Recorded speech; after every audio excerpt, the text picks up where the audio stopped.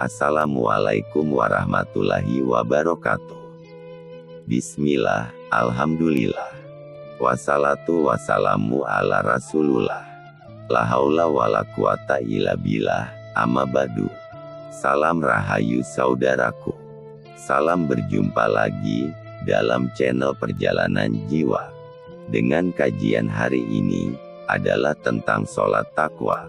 Sebelum nonton videonya jangan lupa like, share, dan subscribe supaya channelnya rame. Terima kasih. Sholat takwa. Setiap manusia yang melakukan sholat adalah manusia yang sempurna, yaitu insan kamil. Karena itu siapa yang tidak sholat, maka ia bukanlah manusia yang sempurna, yang berarti ia bertaraf makhluk, sebagaimana Azazil, yang telah berkhidmat selama 12.000 tahun, kemudian berakhir dengan durhaka kepadanya.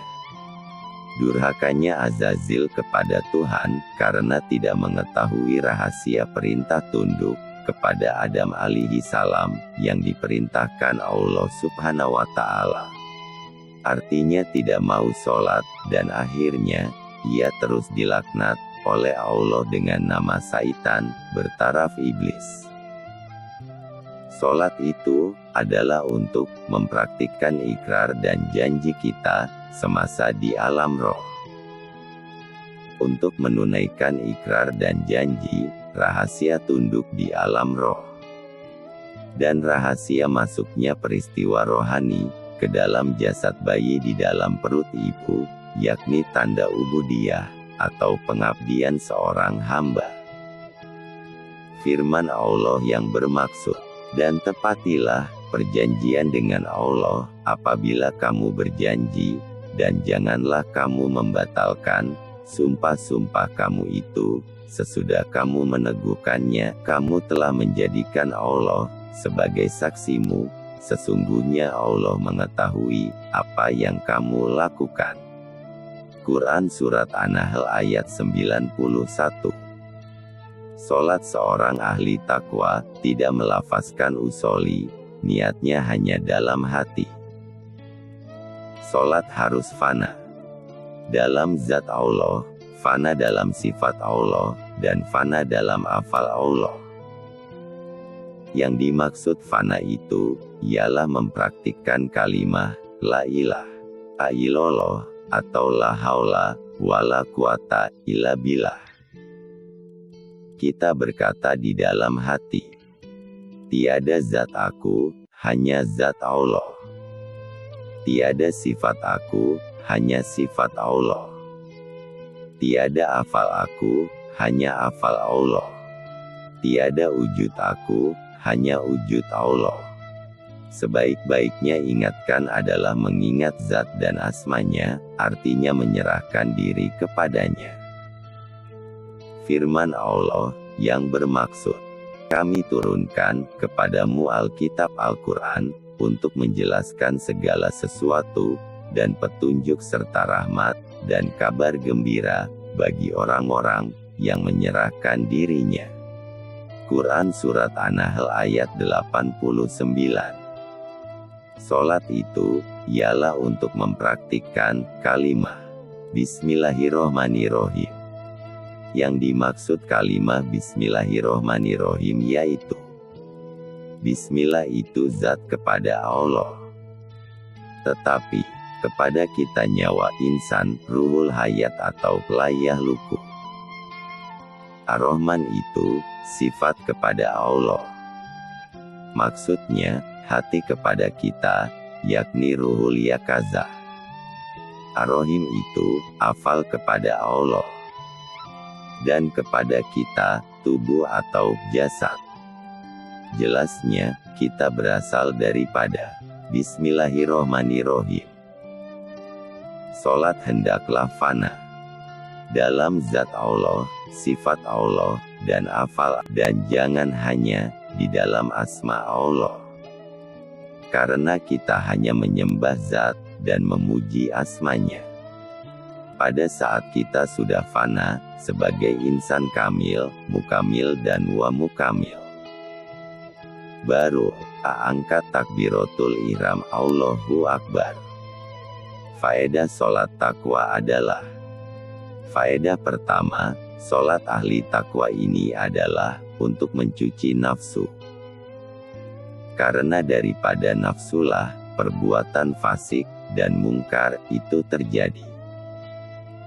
Karena itu setiap sholat mencuci nafsu-nafsu diantaranya. Sholat subuh untuk mencuci nafsu amarah.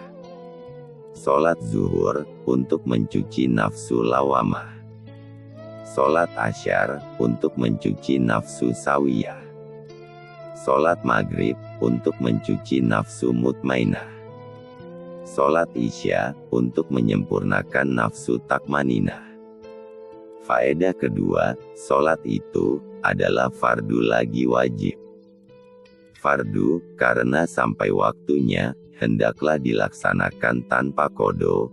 Kalau udah sampai waktunya, hendaklah segera dilaksanakan. Melaksanakan sholat, dengan segala rukunnya, adalah wajib kecuali uzur syar'i. Faedah ketiga, setiap orang bertakwa, hendaklah juga, selalu sholatul daim.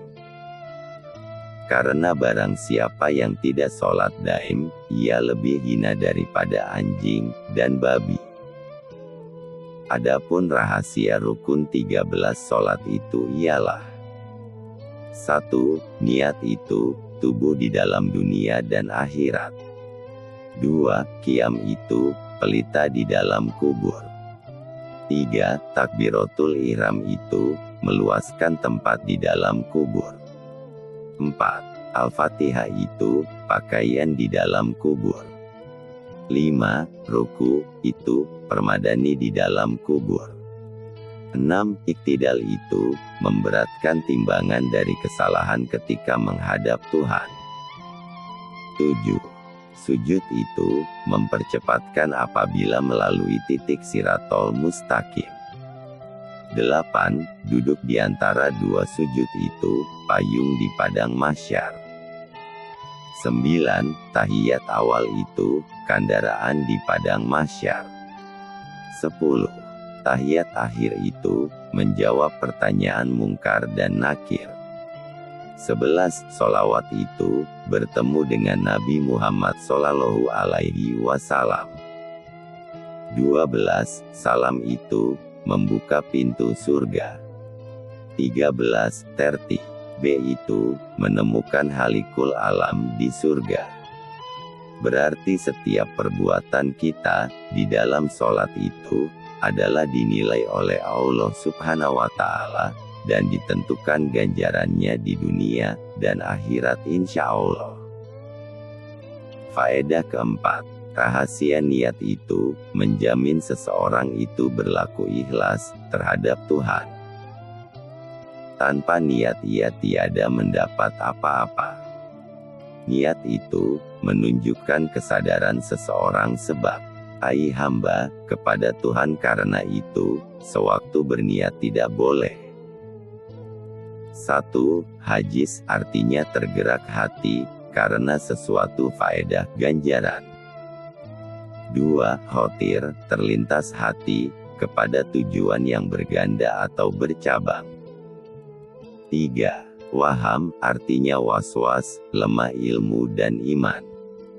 3 perkara di atas, adalah pekerjaan setan. Berniat itu wajib karena: pertama huzur, artinya tetap, roh sebagai menunai janji alam roh.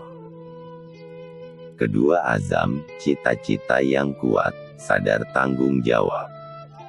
Ketiga duhul, artinya sedia, tiada halangan. Keempat kasat, artinya hajat, menunaikan amanah. Adapun niat itu, tiada berhuruf, tiada berupa, dan tiada bersuara.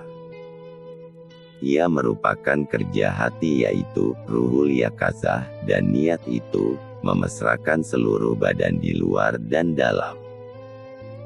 Tatkala, takbiratul ihram itu, nyawa mesrakan dengan jasad. Artinya, perbuatan hamba itu, di dalam hafal Allah, di dalam sifat Allah, mesrakan zat hamba kepada zat Allah. Maka yang tinggal ialah zat Allah, sifat Allah dan afal Allah. Karena itu tiada zat kita insan, sifat kita ruhul yakazah, dan afal kita jasad leburkan dalam niat kepadanya. Kembalikan anasir-anasir kepada Adam. Barulah angkat takbir, Allahu Akbar. Maksudnya, yang mewujud hanya perbuatan Allah, tidak ada perbuatan kita.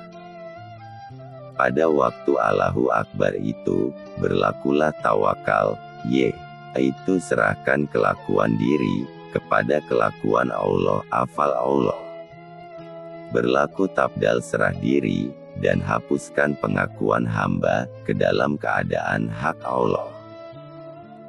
Berlaku miraj, yakni berpindah naik ke tempat yang tinggi untuk mengembalikan amanah kepada yang punya amanah. Berlaku munajat, serahkan kepada Dia. Adapun kunci solat itu adalah takbiratul ihram, dan anak kunci solat itu noktah gaib la ta'ayun dan noktah insan ta'ayun awal. Solat itu adalah salam zaman. Sewaktu melakukan solat itu, tidak boleh melakukan perbuatan lain, bid'ah, dan syirik. Di dalam melakukan takbiratul ihram itu, hendaklah ma'alom, yaitu masuk ke pintu tauhid, mengesahkan Allah. Dan niat di dalam musyahadah zat Allah, artinya segala tubuh, anggota pera, san, pikirkan bulat menjadi satu menghadap Tuhan, zat dan asma. Maka usoli itu adalah zat wajibul wujud, yang menggerakkan amal sampai tertib mengikuti susunannya, mulai dari awal sampai akhir. Mulai dari asal dan usulnya, yaitu asal Allah daripada zat, usul Allah daripada sifat, asal kita daripada nyawa, usul kita adalah hati. Adapun maksud fardu itu, ialah menentukan istana nyawa kita, yang bernama kolbun mukminin, tempat bersemayam Allah. Adapun maksud rokaat itu, ialah gerak, qiyam, sujud, duduk di antara dua sujud, dan iktidal. Adapun oli itu, dinamakan kebangkitan hati, yang disebut indiatul kolbi, dan bukan hadiksun nafsi atau cerita hati. Sekian dan terima kasih, semoga kajian hari ini dapat bermanfaat. Salam Rahayu. Wassalamualaikum warahmatullahi wabarakatuh.